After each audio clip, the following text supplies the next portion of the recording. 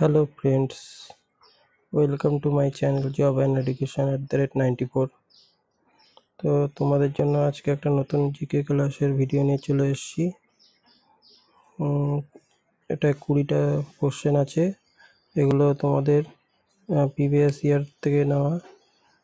এগুলো তোমাদের আগত যেসব পরীক্ষা, police, constable, SI, clerkship, PSC miscellaneous, WBCS এগুলোতে হেল্প করবে।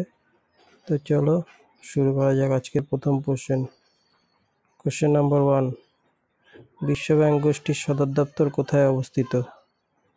তো 1 নম্বরে আছে ওয়াশিংটন ডিসি, 2 নম্বরে নিউ ইয়র্ক, 3 নম্বরে হেগ, 4 নম্বরে ভিয়েনা।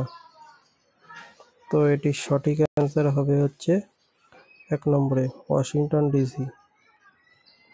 এরপরে নেক্সট কোশ্চেন নাম্বার 2। যুদ্ধকালীন সর্বোচ্চ সাহসিকতা পুরস্কার কোনটি? অপশন 1 অশোক চক্র, অপশন 2 পরমবীর চক্র, অপশন 3 মহাবীর চক্র, অপশন 4 বীর চক্র। তো আমাদের যেসব সেনারা যুদ্ধ করেন, এইসব সেনাদের যে সর্বোচ্চ পুরস্কার দেওয়া হয় সাহসিকতার জন্য, বীরত্বের জন্য, তো সেটা হলো সবথেকে বেশি সেটা হলো অপশন 2 পরমবীর চক্র। এটাই হলো হাইয়েস্ট পুরস্কার যুদ্ধকালীন। চলো এ সম্পর্কে আরো কিছু জেনে নেওয়া যাক। পরমবীর চক্র হলো শত্রুর উপস্থিতির সর্বোচ্চ মাত্রায় বীরত্বের জন্য ভারতের সমস্ত সামরিক শাখার কর্মকর্তা এবং তালিকাভুক্ত কর্মীদের সাহসিকতার পুরস্কার। এই পুরস্কারটি কবে চালু হয়েছিল? 1950 সালের 26শে জানুয়ারি মাসে। এই পুরস্কারটি মরণোত্তর প্রদান করা যেতে পারে। এর আক্ষরিক অর্থ হলো wheel of the ultimate brave.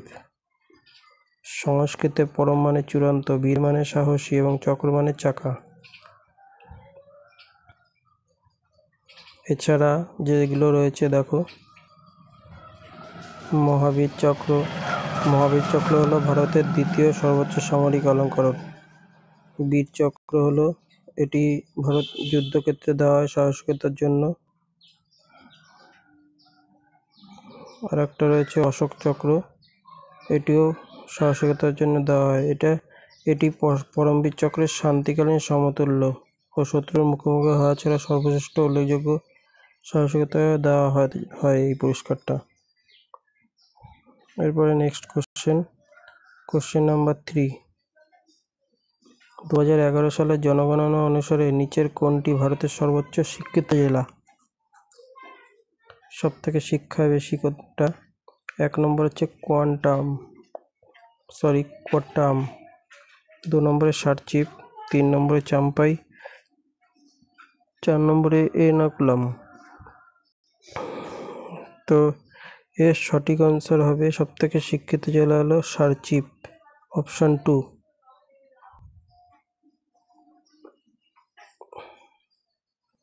7 বছর বা তার বেশি বয়সের একজন ব্যক্তি যিনি ভাষা লিখতে পড়তে পারেন তাকেই আমাদের ভারতের জনগণনায় সাক্ষরতা হিসেবে ধরা হয়। এই 2011 সালে সারচিপ ছিল সবচেয়ে স্বাক্ষরিত জেলা। সারচিপ কোথায় অবস্থিত? মিজোরাম রাজ্যের একটি শহর।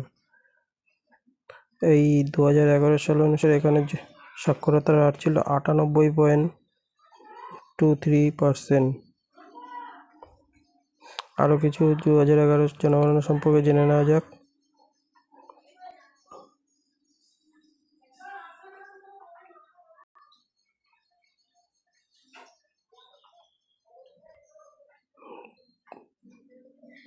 ভারতের জাতীয় সাক্ষরতার হার 2011 সালে 74.04% এবং পুরুষদের সাক্ষরতার হার 82.14%, মহিলাদের 65.46% আর 93.91% সাক্ষরতা হার নিয়ে কেরালা হলো ভারতের সব থেকে বেশি সাক্ষরতার হারে এগিয়ে। শীর্ষতম রাজ্য হলো কেরালা।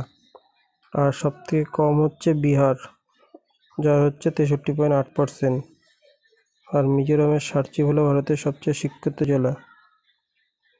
আর সব থেকে কম শিক্ষিত জেলা হচ্ছে মধ্যপ্রদেশের আলিরাজপুর। কেন্দ্রশাসিত অঞ্চলগুলোর মধ্যে সবথেকে স্বাক্ষরিত হচ্ছে লাক্ষাদ্বীপ, এটা অনেক সময় পরীক্ষায় আসে 91.85%। আর দাদরা নগর হাভেলি হলো কম শিক্ষিত কেন্দ্রশাসিত অঞ্চল, যেটা 76.24%। এরপরে নেক্সট কোশ্চেন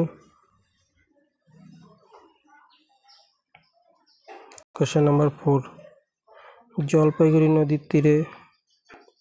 জলপাইগুড়ি কোন নদীর তীরে অবস্থিত?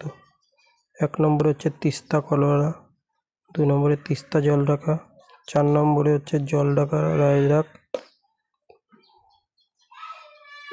3 নম্বরে জলঢাকা রায়ডাক, 4 নম্বরে তিস্তা রায়ডাক। তো এর মধ্যে সঠিক উত্তর কোনটা হবে? জলপাইগুড়ি কোন নদীর তীরে অবস্থিত? এটি সঠিক অ্যান্সার হলো তিস্তা করলা, এটি তীরে অবস্থিত হচ্ছে জলপাইগুড়ি জেলা। এরপরে নেক্সট কোশ্চেন নাম্বার 5। কাকে ভারতীয় ম্যাকিয়াভেলি বলা হয়? Option 1 Kautilya, option 2 Vishakhadatta, option 3 Megasthenes, option 4 Chandragupta Maurya. তো ভারতের ম্যাকিয়াভেলি কাকে বলা হয়? কৌটিল্য, যিনি কে ছিলেন?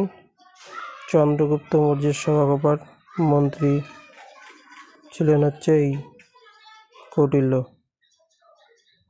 এছাড়া বাকিগুলো জেনে নেওয়া যাক। বিশাখা দত্ত, যিনি মুদ্রা রাক্ষস সংস্কৃত ভাষায় রচনা করেছিলেন। মেগাস্তিনিস ছিলেন চন্দ্রগুপ্ত মৌর্যের দরবারে একজন গ্রিক রাষ্ট্রদূত, আর তার লেখা বইটি ইন্ডিকা, এটা পরীক্ষায় বারবার আসে, এটা গুরুত্বপূর্ণ। চন্দ্রগুপ্ত মৌর্য, যিনি ছিলেন মৌর্য বংশের প্রতিষ্ঠাতা আর জীবনের শেষ দিকে জৈন ধর্ম গ্রহণ করেছিলেন। তার সময়ই হচ্ছে এই কৌটিল্য, যিনি মন্ত্রী ছিলেন। এবার নেক্সট কোশ্চেন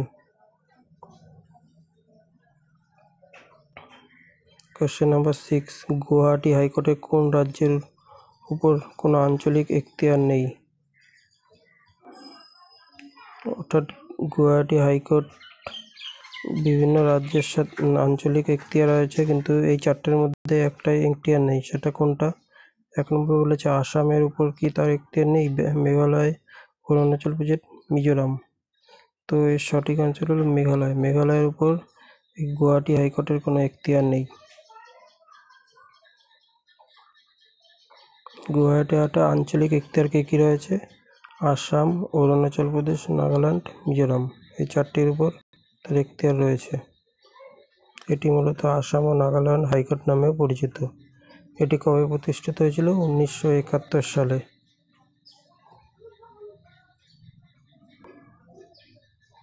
কোশ্চেন নাম্বার 7। অসহযোগ আন্দোলন কত সালে শুরু হয়? এটা পরীক্ষায় বহুবার এসছে, এক্সামে কোশ্চেন। তো এর সঠিক অ্যান্সার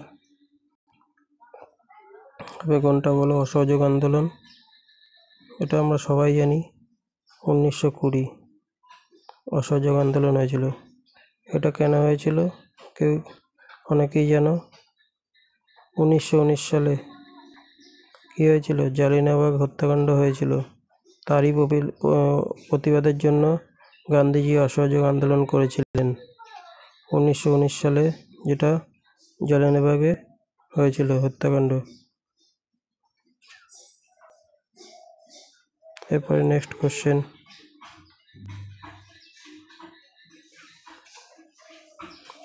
নাম্বার 8। ভারতের নিম্নলিখিত মন্দিরের মধ্যে কোনটি কালো প্যাগোডা? এটা বন্ধুরা, আমরা কালো প্যাগোডা এখানে বাংলায় লেখা আছে, কিন্তু এটা অনেকেই বুঝতে পারে না, এটাকে কি বলা হয়? ব্ল্যাক প্যাগোডা হিসাবেই সবাই জানি আমরা। ব্ল্যাক মানে কালো, তাই এটাকে কালো প্যাগোডাও বলা হয়, ব্ল্যাক প্যাগোডা, এটা আমরা সবাই জানি। করতে পারবি কি হবে অ্যান্সার? অপশন 1 সূর্য মন্দির, এটা কোণার্কটা কোথায় অবস্থিত? উড়িষ্যার কোণার্কে। এরপরে next question number 9। Fatehpur Sikri কার দ্বারা মুঘল সাম্রাজ্যের রাজধানী হিসেবে প্রতিষ্ঠিত হয়েছিল? এটা পরীক্ষায় এসছে, বারবার পরীক্ষা আসে এটা। ফতেপুর সিকরি কার দ্বারা হয়েছিল রাজধানী হিসাবে? বাবর, হুমায়ুন, জাহাঙ্গীর না আকবর? তো প্রথমে সিকরি কার দ্বারা হয়েছিল? অপশন 4 আকবর। এরপরে নেক্সট কোশ্চেন নাম্বার 10। নিচের কে হিন্দুস্তান রিপাবলিক অ্যাসোসিয়েশন প্রতিষ্ঠান মধ্যে অন্যতম ছিলেন? তো 1 নম্বরে যতীন্দ্রনাথ মুখোপাধ্যায়, 2 নম্বরে রামপ্রসাদ বিসমিল, 3 নম্বরে সূর্য সেন, 4 নম্বরে লালা লাজপত। এই প্রশ্নটা বিগত বছরের একটা পুলিশের পরীক্ষা এসেছিল। এইটা হবে রামপ্রসাদ বিসমিল হবে এর অ্যান্সার। এই রামপ্রসাদ বিসমিল কে ছিলেন? একজন ভারতীয় বিপ্লবী, যিনি মৈনপুরী ষড়যন্ত্র এবং কাকোরি ষড়যন্ত্রে অংশগ্রহণ করেছিলেন। 19 ডিসেম্বর 1907 ব্রিটিশরা তাকে ফাঁসি দিয়েছিল। আর এছাড়া যতীন্দ্রনাথ মুখার্জি, যিনি ছিলেন যুগান্তর পার্টি বাংলা বিপ্লবী সংগঠন, তার নেতা। আর সূর্য সেন, যিনি বাঙালি বিপ্লবী, যিনি 1930 সালে চট্টগ্রাম আস্তাবল লুণ্ঠন এটা পরীক্ষায় আসে, তার নেতৃত্ব দিয়েছিলেন। আর লালা লাজপত রায়, যিনি ভারতীয় স্বাধীনতার সর্বব্রিটিশ সাইমন কমিশনের বিরুদ্ধে শান্তিপূর্ণ প্রতিবাদ মিছিলে সবচেয়ে বেশি। এই লালা লাজপত রায় যেটা পরীক্ষায় সব থেকে আসে, পাঞ্জাব কেশরী নামে কে পরিচিত? এটা মনে রাখা ভিভিআই ইম্পর্টেন্ট। এরপরে কোশ্চেন নাম্বার 11। ভারত এখন পর্যন্ত কয়টি রামসার সাইট স্থল ঘোষিত হয়েছে? তো এটা সর্বশেষ তথ্য পাওয়া যায়নি। অপশন 4 যেটা আছে 80টা হচ্ছে টোটাল রামসার সাইট ভারতের। Next question number 12। কে 1 ফেব্রুয়ারি 2024 ইউপিএসসির সদস্য হিসাবে এবং গোপনীয়তার শপথ নেন? এইটা পরীক্ষা আসার মতো ভিভিআই কারেন্ট অ্যাফেয়ার্স এই প্রশ্নটা। তো এটার অ্যান্সার কি হবে বলো? 1 নম্বর অজয় বর্মা, 2 নম্বর ডক্টর আমি ইয়াজনিক, 3 নম্বরে সঞ্জয় বর্মা, 4 নম্বরে শ্রী প্রভাকর রেড্ডি ভেমি রেড্ডি। তো এর সঠিক অ্যান্সার হবে সঞ্জয় বর্মা। এটা পরীক্ষায় গুরুত্বপূর্ণ একটা কোশ্চেন কারেন্ট অ্যাফেয়ার্সের। এরপরে নেক্সট কোশ্চেন নাম্বার 13। নিচের কোনটি হিমবাহী কাদামাটির পুরু অবক্ষেপণ এবং গ্রাবরেখাগুলির সাথে খচিত অন্যান্য উপাদান?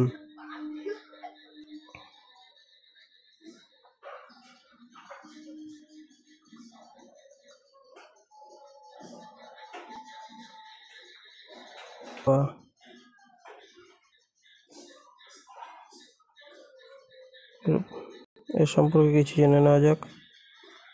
যেটা পরীক্ষায় আসে ডুয়ার্স হলো উত্তর পূর্ব ভারতের পলিমাটি প্লাবনভূমি, যা হিমালয়ের বাইরে পাদদেশে ও দক্ষিণ পর্বতের উন্নত অববাহিকায় অবস্থিত। ভাবার হলো উত্তর ভারতের উত্তরাখণ্ড রাজ্যের নিম্ন হিমালয় ও শিবালিক পাহাড়ের দক্ষিণ একটি অঞ্চল। আর ডান হলো নিম্ন হিমালয় ও শিবালিকের মাঝখানে অবস্থিত অনুদৈর্ঘ্য উপত্যকা, যেটা ডান নামে পরিচিত। এরপরে নেক্সট কোশ্চেন নাম্বার 14। কোন পঞ্চবার্ষিকী পরিকল্পনায় ভারতের স্বনির্ভর ও স্ব-উৎপাদক অর্থনীতি হিসাবে প্রতিষ্ঠার প্রাথমিক লক্ষ্য ছিল? তো এর সঠিক অ্যান্সার হবে অপশন 3, তৃতীয় পঞ্চবার্ষিকী পরিকল্পনা। Question number 15। বৌদ্ধদের দ্বারা নির্মিত কানহেরি গুহা নিচের কোন রাজ্যে অবস্থিত? মহারাষ্ট্র, ওড়িশা, রাজস্থান, দিল্লি। তো এর সঠিক অ্যান্সার হবে মহারাষ্ট্র।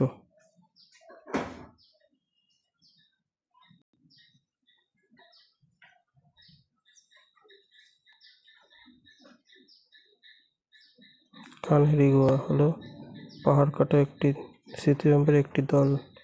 এখানে বৌদ্ধ ভাস্কর্য, ধ্যান খোদাই, চিত্রকলা, শিলালিপি রয়েছে, যা প্রথম থেকে দশম শতাব্দী পর্যন্ত। অবস্থান কোথায়? সঞ্জয় গান্ধী জাতীয় উদ্যান, মুম্বাই, মহারাষ্ট্র। এছাড়া অন্যান্য গুহা সম্পর্কে জেনে নিই কিছু। অজন্তা গুহা, ইলোরা গুহা, এলিফ্যান্টা গুহা, কারলা গুহা, বাঘ গুহা।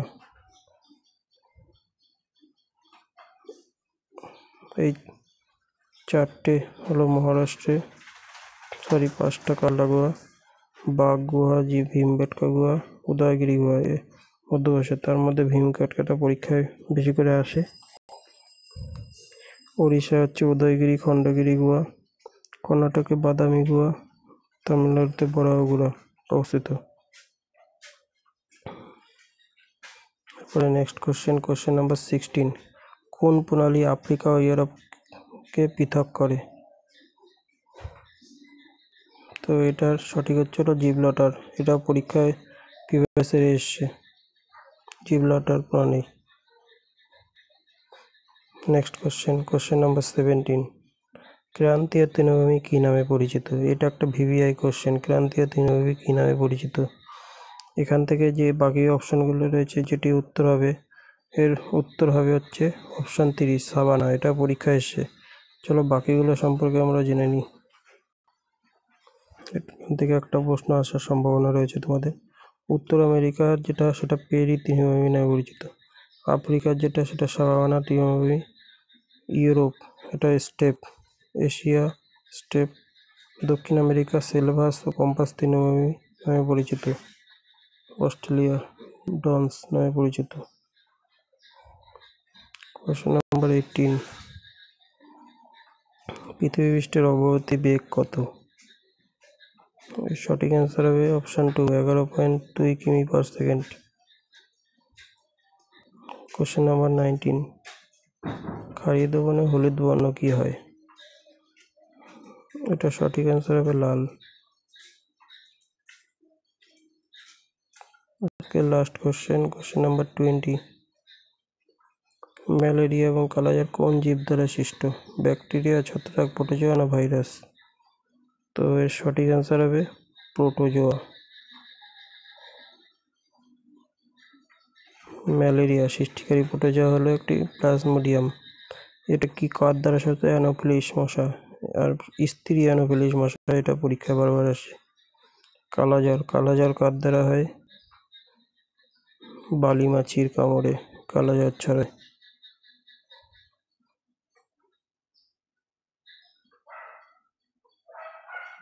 আরো কিছু ভাইরাসের দ্বারা সৃষ্ট রোগ হলো ইনফ্লুয়েঞ্জা, এইডস, ডেঙ্গু জ্বর, গুটিবাকাংশ, জলবংশ, মাম্পস।